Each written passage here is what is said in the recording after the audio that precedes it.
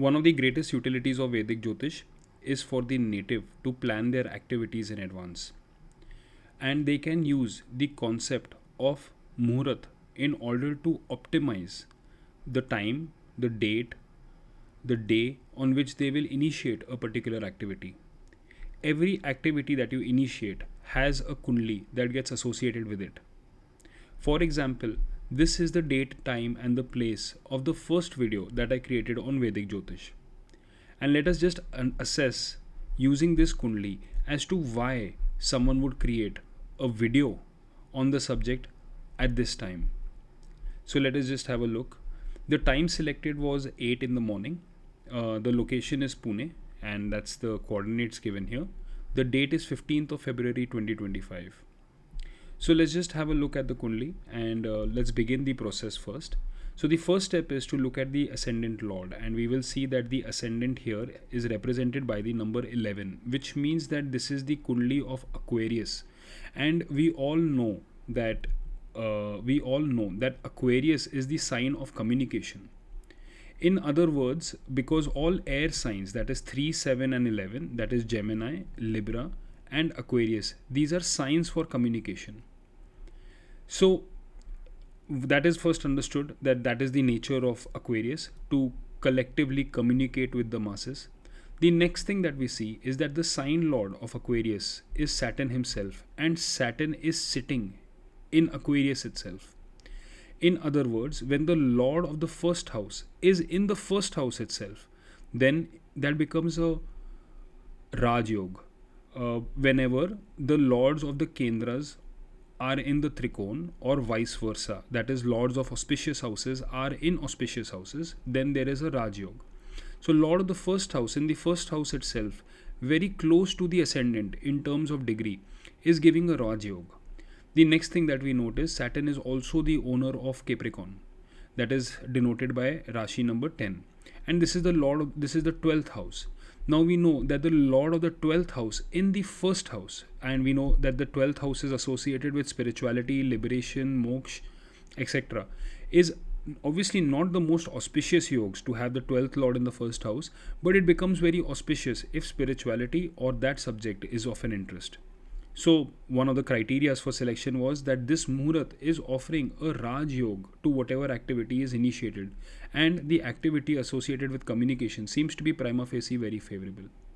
The next thing that we see is the presence of the other planets in this particular zodiac. So first of all, we will see that Sun is in this house itself, and Sun is the ruler of Leo, and Leo is the 7th house in this particular kundali.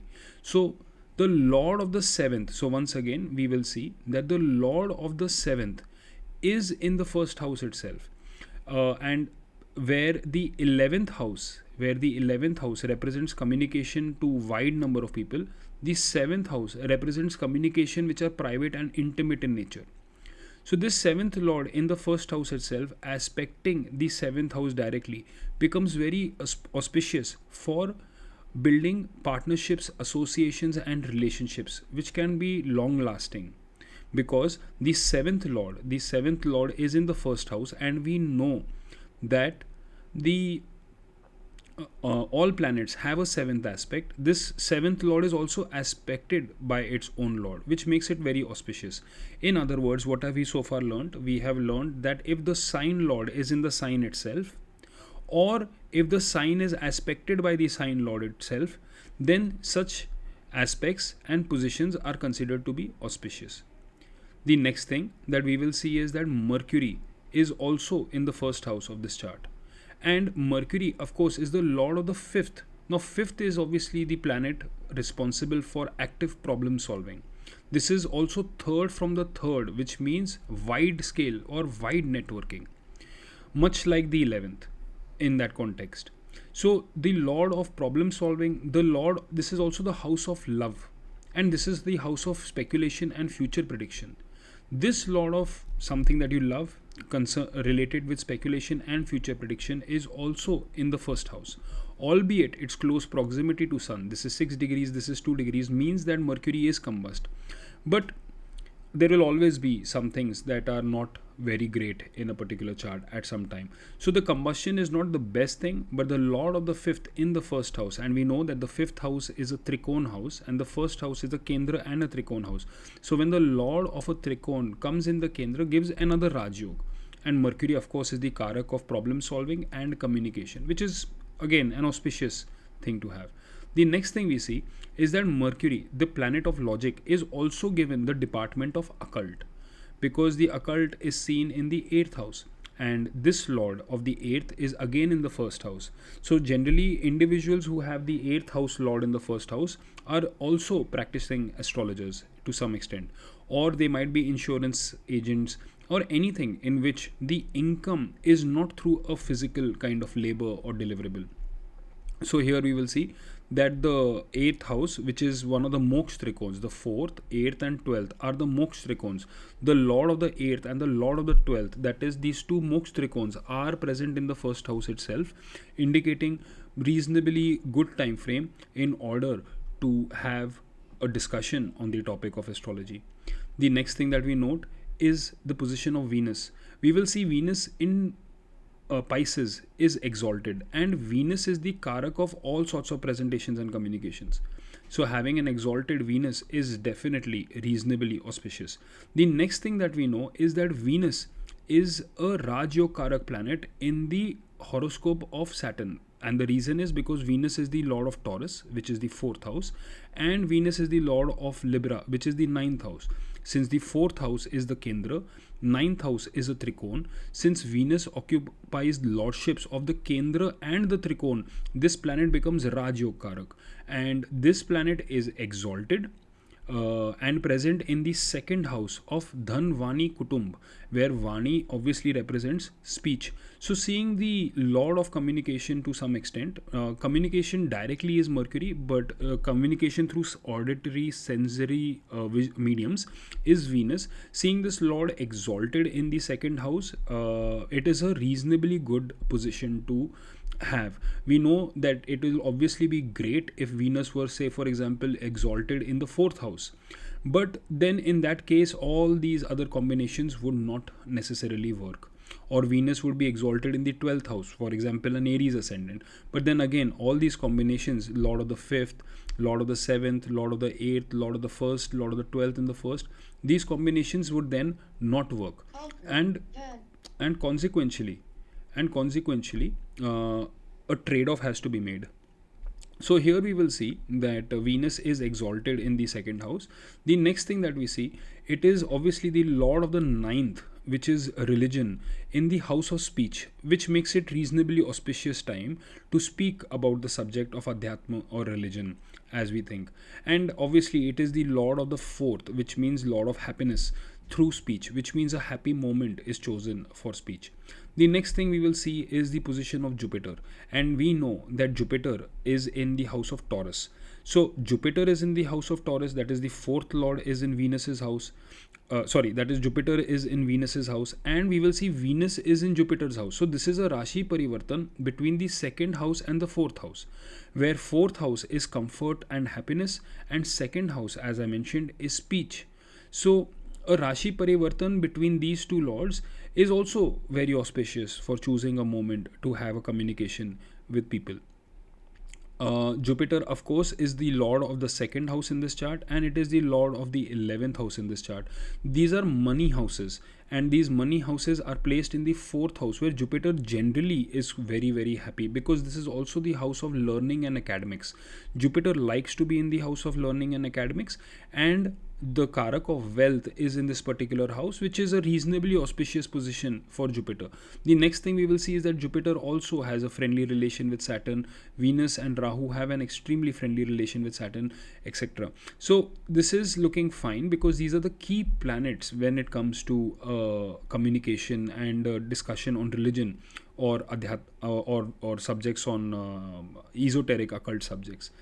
The next thing we will see is Mars. Mars is the 3rd house lord and the 10th house lord in the 5th house. Now the lord of the 10th in the 5th. 10th means duty, 5th means predictions or talking about the future, it is reasonably auspicious. And the next thing, third means your ability to network. It also represents your neighbors. So third from third is the fifth, because if I consider, look at this is the first house, second and third. So third from third is the fifth, indicating neighbors, which means a wider level network or communication. So a position of Mars in this chart, because the lord of the 10th in the 5th is another actual Rajyog, because it becomes the lord of the Kendra in the Trikon, which is reasonably auspicious. It makes the duty related to future predictions and problem solving. And the last thing that we will see is the position of Moon. Moon is the mind, and the mind is in the 8th house itself. So it looks like it is an auspicious Muhurat to talk about um, 8th house related activities because of the position of Moon. Of course, if we actually look at the position of Moon, this is quite a bad position objectively speaking, if we were not talking about the 8th house activities, because this particular Moon is first of all in very very close conjunction with Ketu. Moon conjunction with Ketu grants streaks of cruelty. Individual can become very cruel if this combination is there. But Ketu in the 8th house obviously augments research, and Rahu in the 2nd house is also very positive for speech. But overall, in this particular chart, it is very safe to say that this Moon is extremely malefic. It is but the good thing is that it is very weak, because it is almost 19 degrees away from the ascendant. You will see Moon is at 1 degree and the ascendant is at 20 degrees. The main thing that we want to see is that Saturn, Jupiter, Mars, these other planets are close to the ascendant and are creating a significant influence as compared to Moon. So because of these things in mind, I knew it well in advance, because I can simply go to this tab here on rectification and simply change this by hours, as many hours as I like, and choose what is an optimal time in order to do an optimal task. And what this basically does, alongside the things that we have mentioned, what it does is it sort of teaches me how to wait. And when I combine this with other elements of the Dainik Panchang, that would be Yog, Karan, Nakshatra, Var and Tithi, then, but obviously that would depend on my natal nakshatra and the nakshatra of this particular chart, which is Uttar Falguni. So therefore, I'm not discussing those topics. The objective here is to quickly get the user oriented towards how to assess a particular kundli and the steps that are followed, and how do we basically see the lords of various houses in various houses, what that engagement basically means. And hopefully you can replicate this exercise in your own kundli and get a better idea of your own horoscope, so to speak. Thank you for your time.